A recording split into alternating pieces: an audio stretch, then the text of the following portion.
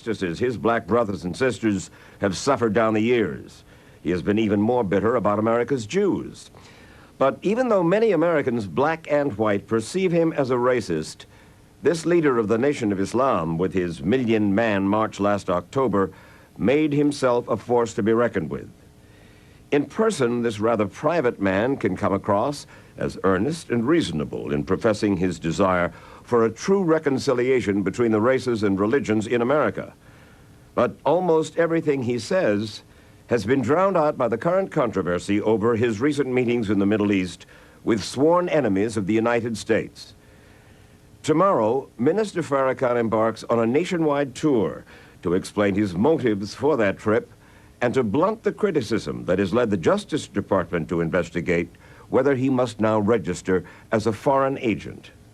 For me to register as a foreign agent is to give America control over what I say. And that's what America wants, is control over what I say. In the foreign agent law, you can't influence public opinion. That's my business, to influence public opinion, especially when liars are deceiving the American people. So no, I will never register as a foreign agent because I'm not that. Farrakhan says he does not worry about what the government thinks of his traveling to Tehran, where he spoke to millions of Iranians celebrating the 17th anniversary of the Islamic Revolution, an uprising that led to the taking of the U.S. hostages, or about his much publicized visit to Baghdad to confer with Iraq's Saddam Hussein. On his return home to Chicago in February, he would explain himself only to his brothers and sisters in the Nation of Islam. My job was to get up quickly and get out of America and connect the Nation of Islam and black America to Africa, to the Middle East, and to the Muslim world. That was why I had to go. And one of the first places he went to was Libya, where he received a warm welcome from Muammar Gaddafi. The Libyan news agency, JANA, reported Libyan leader Muammar Gaddafi saying the following: "Our confrontation with America used to be like confronting a fortress from outside. Today we have found a loophole to enter the fortress from within." You are a loophole for Muammar Gaddafi, who you say offered you $1 billion, who has in the past given you $5 million? Well, he offered me more than $1 billion. He offered me the wealth of the nation of Libya behind the Nation of Islam. You were a loophole for Muammar Gaddafi? Well, I don't know what he means by loophole. Maybe you ought to invite him on 60 Minutes. I have. And ask him. But certainly, I can't be a functionary for Muammar Gaddafi. However, I would be most happy to detail my conversation with him if I'm subpoenaed before Congress. That subpoena, to talk to the Congress about his travels to America's enemies in the Middle East, has not been issued. Nonetheless, I reminded him, You didn't go to Egypt, where Sadat and Begin made peace, a Muslim and a Jew. Didn't go to Jordan, where King Hussein and Shimon Peres have made an accord. Didn't go to Israel, where Arafat and Rabin finally shook hands, instead of just going to a lot of dictatorships. To go to a democratic country where Jews and Muslims are beginning to reconcile might have been a wonderful sign for you, Minister Farrakhan, to show to the world. If they're on the road to reconciliation, that's fine. But, you know, there's also the possibility of my being assassinated overseas. Egypt right now is a place where it's very, very volatile. And I thought that in that surrounding, it might not be the best place for me at this time. If I went to Israel, I don't think Israel would be the best place for me to be at this time, considering the view that most Jews have of Louis Farrakhan. You go to Nigeria, which is, if not the most corrupt nation in Africa, and it is, it could be the most corrupt nation in the world, Minister Farrakhan. Oh, now, Mr. Wallace. It is the most corrupt nation that I have ever covered. I've been there 25 years ago, and I've been there as recently as last year. Fine. So what? 35 years old. That's what that nation is. Now, here's America, 226 years old. You love democracy? But there in Africa, you're trying to force these people into a system of government that you just have accepted. 30 years ago, black folk got the right to vote. You're not in any moral position to tell anybody how corrupt they are. You should be quiet and let those of us who know our people go there and help them get out of that condition. But America should keep her mouth shut wherever there's a corrupt regime, as much hell as America has raised on the earth. No, I will not allow America, or you, Mr. Wallace, to condemn them as the most corrupt nation on earth when you have spilled the blood of human beings. Has Nigeria dropped an atomic bomb and killed people in Hiroshima and Nagasaki? Have they killed off millions of Native Americans? How dare you put yourself in that position as a moral judge? I think you should keep quiet, because with that much blood on America's hands, you have no right to speak. I will speak because I don't have that blood on my hand. Yes, there's corruption there. Yes, there's mismanagement of resources. Yes, there is abuse. There's abuse in every nation on earth, including this one. So let's not play holy to moralize on them. Let's help them. I'm not moralizing. I'm asking a question, and I got an answer. Why would you put it as the most corrupt regime in the world? That doesn't make sense. Can you think of one more corrupt? Yeah, I'm living in one. I'm living in one. Yes, you've done a hell of a thing on this earth, so you should not be the one to talk. You should be quiet when it comes to moral condemnation, in my judgment. I didn't mean to be so fiery. No, that's good. That's good. That's my passion. I first recognized the passion of the black Muslim movement and Louis Farrakhan way back in 1959 when I anchored a broadcast entitled The Hate That Hate Produced. The black Muslim meeting we filmed included a mock trial, a kind of passion play, where the white man was judged for crimes against the black race. The voice you will hear is that of the prosecutor. This tape will show you why white America was worried about the black Muslims. I charge the white man, ladies and gentlemen of the jury, with being the greatest murderer on earth. I charge the white man with being the greatest peace breaker on earth. I charge the white man with being the greatest adulterer on earth. I charge the white man with being the greatest troublemaker on earth. So therefore, ladies and gentlemen of the jury, I ask you, bring back a verdict of guilty as charged. I'm sure you remember that. You wrote it. Yes. And you But- believed that then. Oh, yes, I believe it now. History is not false. If he says that the white man did all these things, I did not write the white man's history. That history is written in murder, in the bloodshed of the darker peoples of the world, and even in the bloodshed of your own people. Back at that time, Elijah Muhammad, the man whom you revere and still regard as the Messiah, in a certain sense, no? Yes? He wanted a separation. I couldn't even talk to him. Do you still believe in separation of the races? I believe, Mike, that if we can't get along in peace, then we should separate. We have serious differences that are exacerbated now over time between black and white. The question that we have to answer, are those differences irreconcilable? Are they? I don't know. Have we tried as hard as we could to reconcile them? And if we have, and we cannot, then separation would be the best answer. But you are suggesting that it's basically the white man's fault. Oh, no, Mr. Wallace. I'm not going to say that, because justice would not be served if I said it was all the fault of white people. Reason that we have to take some blame in this ourselves. As black people, we can't sit around waiting for white people to do for us what we should be doing for ourselves. And our failure to do this is our fault.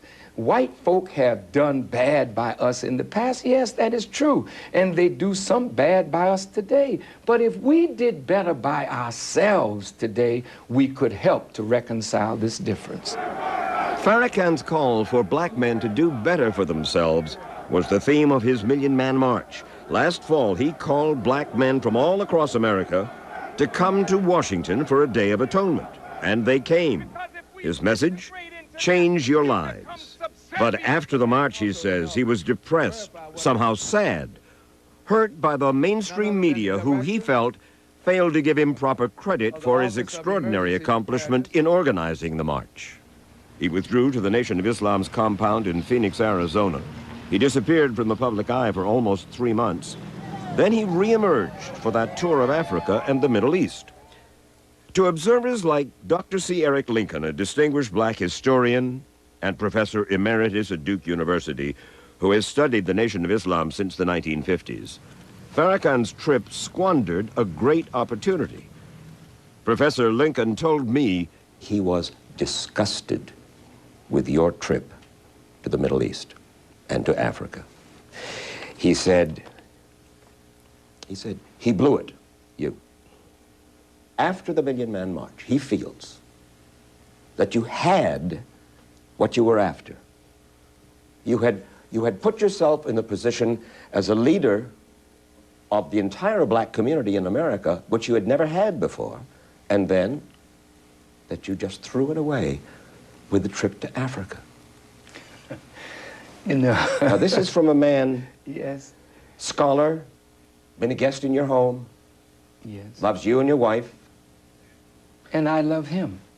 Let me say this. There are many people like Dr. Lincoln who think just like that. They were hurt because they watched my struggle. And they said, now he has arrived, okay? Right. And they felt not only that I had arrived for me, I had arrived for them because secretly they have wanted to embrace Louis Farrakhan. And just as they were about to put their arms around me, I went to Africa and the Middle East, and to quote them, I blew it. You spoke, in their view, against your own country. You know, some of your best patriots are those who never went along with the government position. Listen, everyone that stepped back from me, they didn't run away. They're behind a tree, looking. Is he gonna make it? How's he gonna get out of this one? Oh my God, I'm not a politician. I don't do what people think I should do. I do what God inspires me to do. Which one of these leaders would have asked me to call for 1 million men to come to Washington? Not one. That was an inspiration from God that I followed, and they all applauded. Great thing you did. God inspired me to get up and leave this country, and before long, those same critics will say, I was wrong, Farrakhan. I want to show you now, Minister Farrakhan, an excerpt from your speech, Savior's Day in Chicago, a couple of months ago. I know you want to kill me,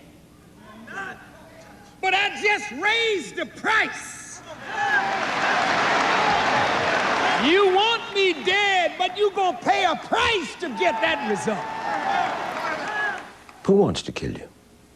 Why? I believe that conversation is raging right now in government circles. Because I appear to be interfering with America's foreign policy objectives in Africa and in the Middle East, they want me kind of silenced or muzzled. And if they can destroy my credibility, as they did Martin Luther King first, take him down in the eyes of his people and then assassinate him. I don't believe that America is beyond that. I believe it's being discussed right now in the White House. I believe it's being discussed by certain members of Congress. How are you going to deal with Farrakhan? Yes, I presented you with a dilemma, but I'm warning America. I'm not Martin Luther King. I'm not Malcolm X. I'm in a little different time frame, and I think you would be wise to see if God is with me, and if God is with me, you would be well to leave me alone. More from Louis Farrakhan on Mike Tyson and rape, on Malcolm X, and on his relationship with America's Jewish community when we return. Louis Farrakhan despairs of the manner in which too many black men in America, he says, treat women, their wives and others too. I asked him why he had recently gone to Las Vegas to watch a convicted rapist, Mike Tyson, fight for the heavyweight title. We talked with him before Mike Tyson's latest episode of alleged sexual harassment in Chicago. What message does it send to your sisters in Islam that you went, in effect, to glorify a convicted rapist? Do you deny another human being the chance to change, to be made better? Before Mike Tyson went to prison, he visited me. We talked. And I told Mike, I said, brother, whether you are guilty of this charge or not, and he swore to me that he was not guilty. I said, but whether you're guilty of this charge or not, you have been abusive of women. I said, you know, with me, rape is a crime for which I believe the death penalty should be applied. Because what you've done to the woman, only God can bring her back from that. I said, and I wrote him a letter when he was in prison. I said, Mike, you will not leave prison until you learn the lesson that God intended for you to learn. So when I went to see Mike in his fight for the championship, I went to see whether this reformed human being, by the grace of God, would win his championship back. And I'm very proud of Mike. I'm very proud of the change that he has made in his life. You were brought up as an Episcopalian? Yes, sir. By your mother? Yes, sir. And your father, what did you know of your father? Very little. Very little. He was from the Caribbean, from the island of Jamaica, a very light-skinned black man who I believe had white parentage, black and white parentage. He was a philanderer, if you pardon the expression, and my mother broke up with him and reared us by herself. Did you miss not having a father? Yes, but my mother was so strong. She was both mother and father. And that's true in the black community in America today? No. Yes, yes, it is. My dad liked women, and I don't know too many men who don't. But my mother loved her children and did her best to make a future for us, and for that, I am eternally grateful. It was his mother who encouraged him to play the violin, which he still plays today.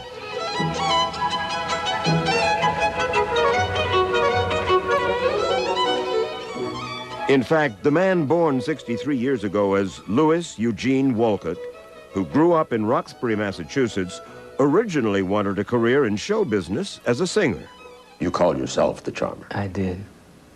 And since my parents were from the Caribbean and I loved calypso so well, I began singing calypso, and every calypsonian chooses some name. And I remember I was in Montreal, Canada, and the people were sitting with me one night. They said, "You are so charming." And so from that, I started calling myself the Charmer. I wish that I could be charming today. You should be ashamed. It was in 1955, after hearing the Honorable Elijah Muhammad speak, that he dedicated his voice to the black Muslim movement. 'Cause that's the only way we're gonna be free. Well, Now, he was Louis X. His mentor was Malcolm X, who was eventually gunned down at Harlem's Audubon Ballroom in 1965. Farrakhan has steadfastly denied any involvement in that murder. When Malcolm X's daughter, Kubila, was arrested last year for hiring a hitman to kill Farrakhan in retaliation for her father's murder, he would not press charges against her, believing the FBI had set her up. And that finally brought about a public reconciliation with Betty Shabazz, Malcolm's widow. I can't say that all the differences are reconciled. I can't say that the pain and the hurt of 30 years and the loss of her husband is all of a sudden forgotten. But I can say, Mr. Wallace, that atonement and reconciliation is absolutely necessary. And we took that theme from Jewish tradition. You don't trust the media, you've said so. You don't trust whites, you've said so. You don't trust Jews, you've said so. Well, here I am, white, Jewish, and a reporter. So why in the world did you trust me enough to sit down to talk to me this way, Well, Minister Farrakhan? Let me say this. I would not say that all whites and all Jews and all media are untrustworthy. That is not a fair characterization of my That's thinking. the perception of a lot Fine. of people in America. Perception is not necessarily reality. Take a look at this clip. You are wicked deceivers of the American people. You have sucked their blood. You are not real Jews, those of you that are not real Jews. You are the synagogue of Satan. And you have wrapped your tentacles around the U.S. government. And you are deceiving and sending this nation to hell. But I warn you in the name of Allah, you would be wise to leave me alone. But if you choose to crucify me, know that Allah will crucify you. That's a message of reconciliation. It's bound to be perceived as anti-Semitic, and you know it, and you do it over and over again. I quoted, the synagogue of Satan is part of a scripture in the book of Revelations, the 2nd chapter and the 3rd chapter. It says, and I quote, those who say they are Jews and are not, I will make them of the synagogue of Satan. The people you're talking to there, the people who saw that on television, they aren't students of the Bible as you are. They don't know the scripture as you do. What they hear, what I heard, was overtones of absolute, you were sticking it to the Jews once again. In reality, Mr. Wallace, you know, I've heard whites and Jews say they're good and bad in every race. Yeah. And if they're good and bad in every race, does that not apply to Jews? Are there good Jews and are there bad Jews? And if there are good Jews, what constitutes a good Jew? Give me a list of a half a dozen good Jews. No. Only God knows who the good are. There are good appearing Muslims, there are good appearing Christians, there are good appearing Jews, but God knows who is good. And so the good are those who live by the standard that makes you a Jew. Once you deviate from that standard, you're not a Jew anymore, from my vantage point. Have you talked about bad Muslims? Of course. Who? There are bad Muslims.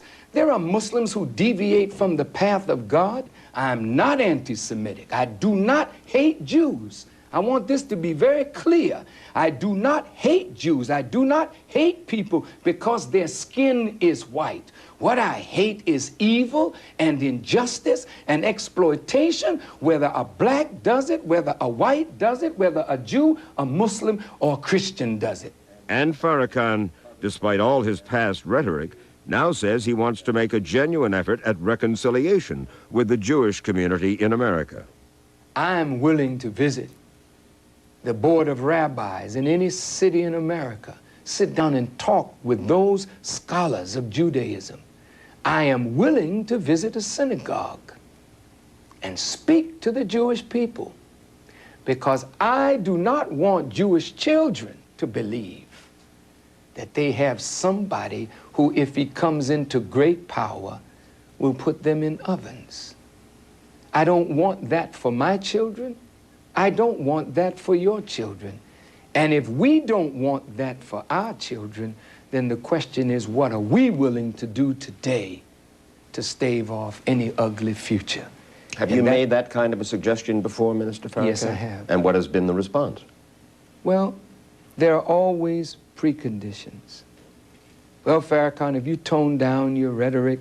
Well, you sure haven't toned down your rhetoric. You know, I can't tone down what I believe to be truth. And if it's truth and if I'm in error, how am I going to know that unless there's a dialogue? And you say, no, Farrakhan, here's the truth. And if you can show me that I love truth, and I hope that I'm humble enough to be open enough to see the truth if you show it to me. My Jewish friends will say, Wallace, come on, we've heard all this before. He's not to be trusted. You know that. Well, that's on both sides. I know it. That's on both sides. I could say, well, we've heard that before, too, of reconciliation. Look at the Indians, you know, I mean, look at all the treaties that were signed, and look at where they are. So let's not talk about trust, because I really don't think that you've earned trust. But we can earn it together, but time is running out on all of us. And I think if we're going to make that move, why not let's make it now? As we said, Louis Farrakhan, with the success of the Million Man March, made himself a man to watch in America. How many legions does he have? It's hard to say, but there is no doubt that beyond his card-carrying followers in the Nation of Islam, there are millions of Americans, both black and white, who now take him seriously. The question is, which voice is the real voice of Louis Farrakhan? The private one that says he is serious about a genuine move toward reconciliation, or the harsher rhetoric of his public voice? As he starts his nationwide tour tomorrow, it will be interesting to see which voice he'll choose.